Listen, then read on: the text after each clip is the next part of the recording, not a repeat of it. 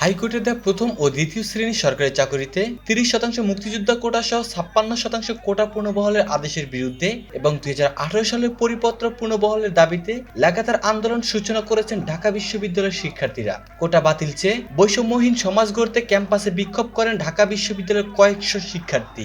সোমবার ১ জুলাই দুপুরে ঢাকা বিশ্ববিদ্যালয়ের কেন্দ্রীয় গ্রন্থাগারের সামনে থেকে বিশাল বিক্ষোভ মিছিল শুরু হয়ে ক্যাম্পাসের বিভিন্ন সড়ক প্রদক্ষিণ করে সন্ত্রাস বিরোধী রাজু ভাস্কর্যের পাদদেশে একটি সমাবেশে মিলিত হয়। এ সময় শিক্ষার্থীরা মুক্তিযুদ্ধের বাংলায় বৈষম্যের ঠাঁই নাই ইত্যাদি স্লোগান দিতে থাকেন।